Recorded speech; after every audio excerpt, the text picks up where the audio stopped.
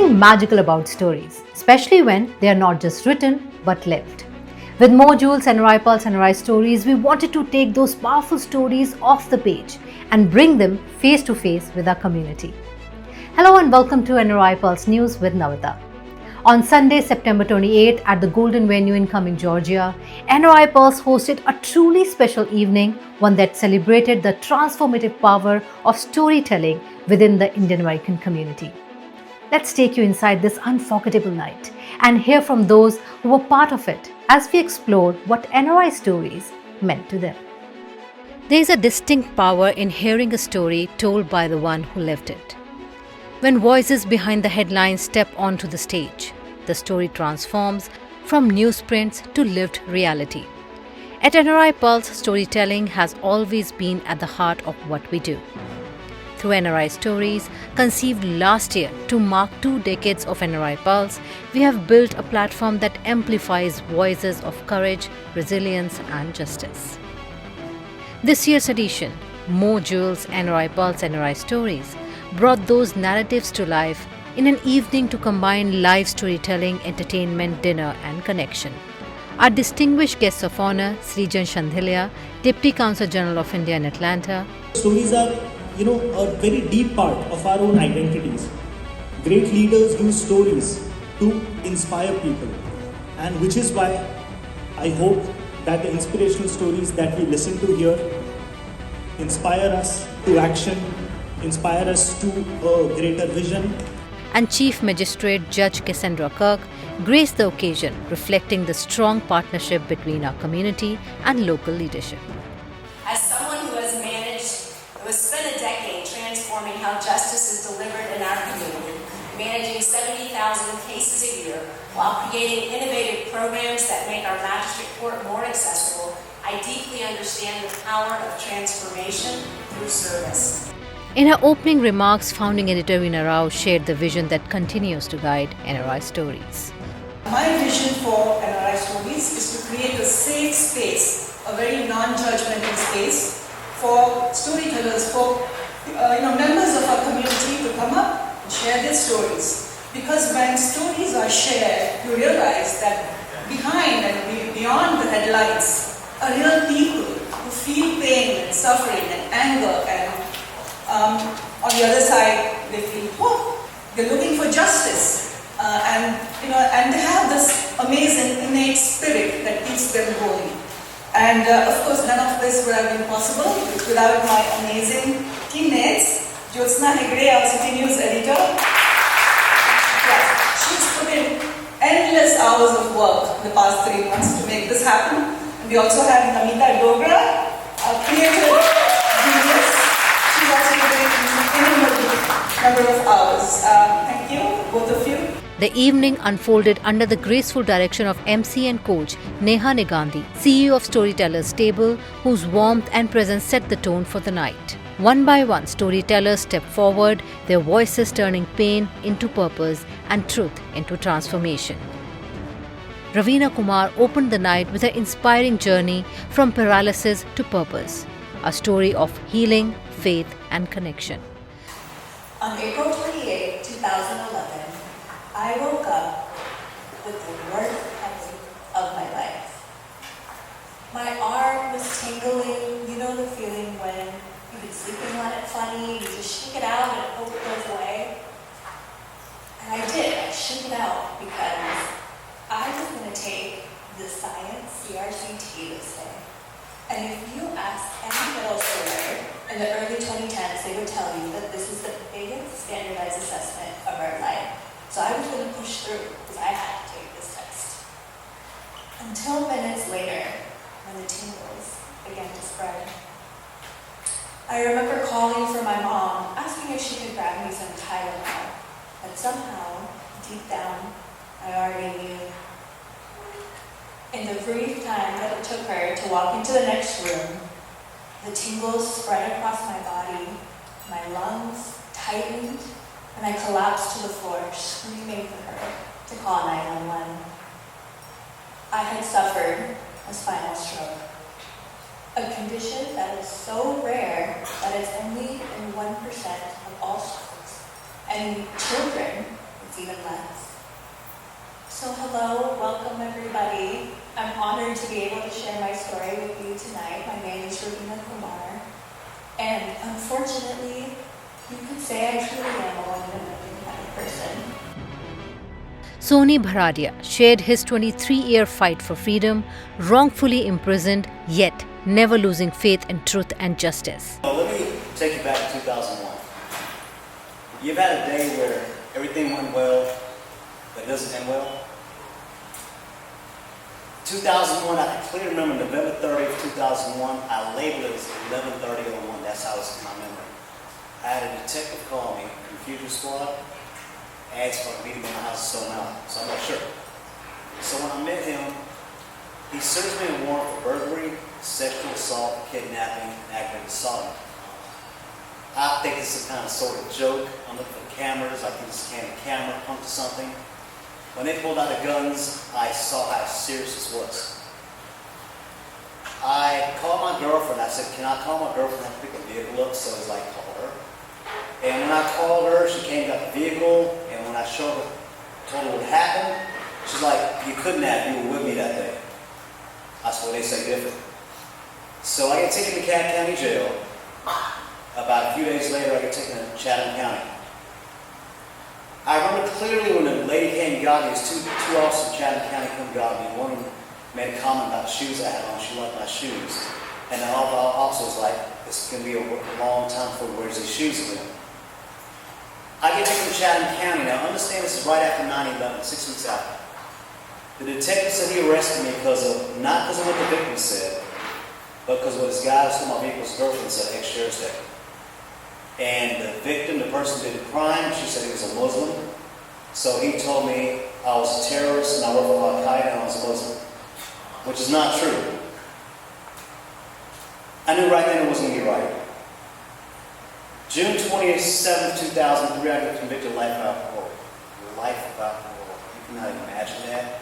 You cannot fathom that. I lost everything. I was 27 years old.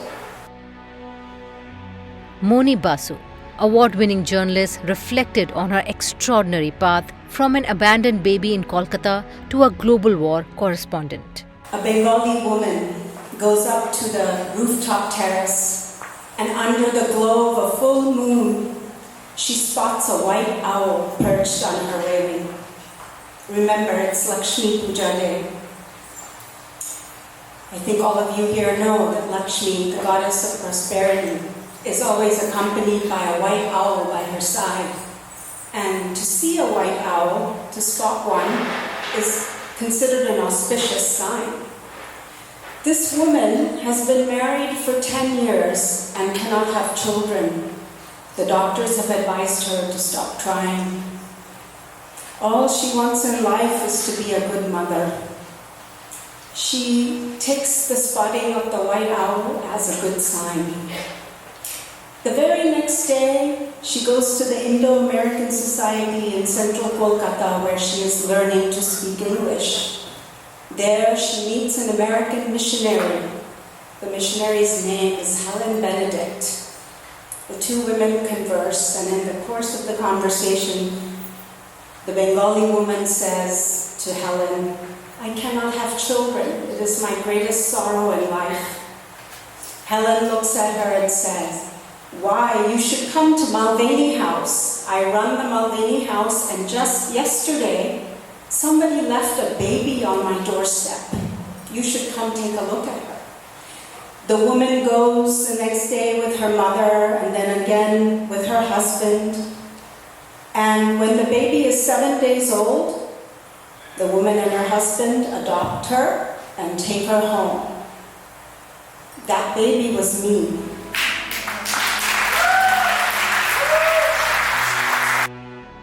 Aparna Bhattacharyya, Executive Director of Raksha, spoke from the heart about resilience, legacy, and her mission to turn pain into purpose. Veena wanted me to talk about how I first came to Raksha and why I continue to do this work. And it started with my father handing me a Raksha flyer from Taj Groceries. Raksha was just starting. I was a victim advocate for the city of Atlanta, And I was spending my time trying to work towards what my dream was to work with survivors. And if you had asked me then if I would see myself in the future working for the South Asian community, doing what I've been doing, I probably would not have believed you. Like Moni discussed before, as a teenager growing up in Atlanta, or as an elementary school, where there weren't many Indians, I tried to avoid being different. I didn't want to speak my language. I didn't like being made fun of by other kids. But my mom was very persistent, told me I would not forget that I'm a Malayali, and that I had to hear my language, and I'm really grateful for the trips going back and forth to Kolkata. Because all that prepared me for that time that my father gave me that flyer. And finally, Mahendra Patel closed the evening with a moving account of faith and redemption after being falsely accused. His strength left the audience deeply moved. Now, how many of you get lost in a big store? Raise your hand. Pretty much everybody, especially men, right? Well, I was one of the guys who got lost in Walmart that evening. I couldn't find anybody, so I saw nearby a lady in a motorized vehicle chugging along with his two kids. One in his arm and another one is sitting between her legs. So I politely asked her if you could help me find a Tylenol for my mom. She agreed with it. She was having a hard time driving that vehicle or motorized scooter. She was running into something, abruptly accelerating and stopping. And I clearly knew she was handicapped. So when she pointed me while turning where the Tylenol aisle was, she clicked the corner and her kid was falling out of her arm. So I instinctively grabbed the kid and safely put it back on his lap. I thanked her and moved on, finally finding a Tylenol. On the way back, I saw her again, show her the Tylenol, thank her, and she gives me a thumbs up. I go to the checkout lane, pay using my credit card, chat with the greeter, and walk out the store without thinking twice about it. Little did I know, my life is going to turn upside down pretty soon. 3 days later, police violently arrested me at gunpoint. I was scared for my life. That was the scariest moment I ever experienced in my life. I was dumbfounded and shocked. All I was thinking is my poor mom who waited past midnight for me to come home. I never got a chance to call her, and I was gone to jail. Well, with this trauma, my blood pressure was running so high that they took me to emergency room, handcuffed me on a bed. I waited several hours to get a single pill.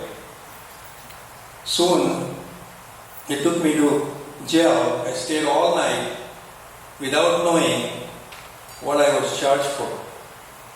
I didn't find out my charges until next morning when my bond was denied and they handed me an arrest warrant.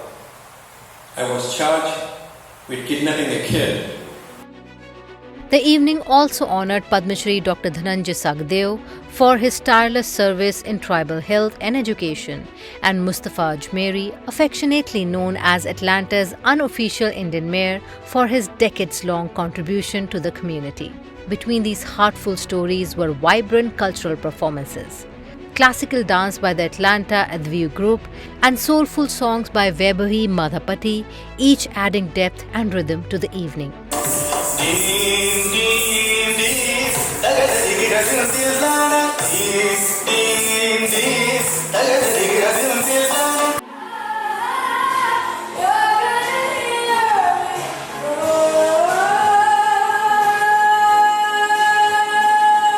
Beyond the stage, we also spoke the audience members, special guests and speakers to find out how NRI stories resonated with them. Their words echoed a shared sentiment, inspiration, reflection and a renewed belief in the power of storytelling. This was a perfect NRI stories. I think you should consider similar themes more than people who come with nothing become successful. This is totally different than the first one. First one was amazing, but this one is more special. We are Americans. Most of us are Americans. We are not NRIs, but sometimes the stories today make us think that we are also NRIs. Last one, Mr. Patel, his story really touched my heart. He spoke very well, and I think that sort of thing can happen to any person coming out of this country. So that is scary. Poor man spent 47 days in jail, and that's really touching. Definitely, Aparna's story was very close to my heart because I know her for a long time. But Moni's story about how she came into journalism, all the way from a 7-day-old baby to in India, left on orphanage to this was very, very heart-touching, not only heart-touching but inspiring. The story that moved me most was Raveena. Imagine a 13-year-old girl going through something as devastating as losing full control of her body. It was just heartbreaking to listen to her story. Sometimes circumstances for us are out of control, which is outside circumstances. For her, unfortunately, her body gave out on her. And the way she talked about every step that she took to get out of it, that really resonated with me. I am very much impressed by this organization, these NRI stories, and I am listening to so many life stories told by so many participants. So my first impression is wow, just wow. I had no idea the depth of the stories that I would hear tonight. They were not just generally, I had a hard time. This was, I had a struggle and I've overcome the struggle. And I love the way that the two speakers that I have seen were able to bring that story to life, and not in a way of wallowing in that pain, but in a way of showing the joy of that triumph and how they overcame. And so that it was the joy and the spirit of the community that helped them move forward. And so I absolutely love that. I love that you all are recording these stories, that these stories will live on. This has been just, oh wow. Like that's all I've got, just oh wow. How did you guys meet? Okay, this is a true story. I prayed to God one day, right in January. I said, God, I want a princess. And in March, I'm in a grocery store in Lawrenceville, and our paths crossed. So when I approached her to talk to her, she was like dismissive of me. So ended up, I was a little adamant. So we exchanged numbers, exchanged names, and she told me her name was Zara. Well, what's significant about Zara, the name means princess. Congratulations, NRI Pulse. You guys did amazing. I have a lot of things to really express it out, but what I would definitely say is it's a very powerful event with a powerful message sent out, and for all these powerful stories. You guys did amazing. In a creative and touching gesture, all the speakers were presented with a framed photograph of themselves, a keepsake signed by the distinguished guests. This thoughtful souvenir given at the end of the evening was NRI Pulse's way of saying thank you to each storyteller for sharing their courage and truth with the community. The success of NRI Stories 2025 was made possible by our generous supporters. Title sponsor Ashish Doshi of Mo Jewels, Platinum sponsor Narendra Patel of Madras Chettinad, Silver sponsors Dr. and Madhu Sheth and Aho Bilam of Method Hub, and bronze sponsors Kiran Anu and the Subra Bhatt Foundation. The event's energy was elevated by DJ Awaz Yogesh Chadav, and every candid moment captured beautifully by photographer Pramod Kailas. Our heartfelt appreciation to our incredible volunteers Navmi Nayak, Deepa Chandrakumar, Asim Rao and Meghna Nayak for ensuring the evening ran seamlessly. Table sponsors and community partners for helping us make the evening seamless and memorable. The evening concluded with a warm vote of thanks by Jyotsna Hegre, NRI Pulse's City News editor, who expressed gratitude to the storytellers, sponsors and guests for making NRI Stories 2025 a truly inspiring celebration. What unfolded that night was more than storytelling. It was a living chronicle of courage, compassion and community. Stories like these remind us who we are, where we come from and how far we can go together. The stories we heard and the emotions we shared will continue to resonate far beyond that evening. Each voice, each journey reflected the spirit of a community brave, resilient, and deeply connected. As NRI Pulse continues to spotlight the change makers among us, we'll keep sharing stories that heal, inspire, and bring us closer together. Thank you for joining us for this special bulletin on more Jewels NRI Pulse NRI Stories. Until next time, keep telling your stories because someone out there needs to hear them.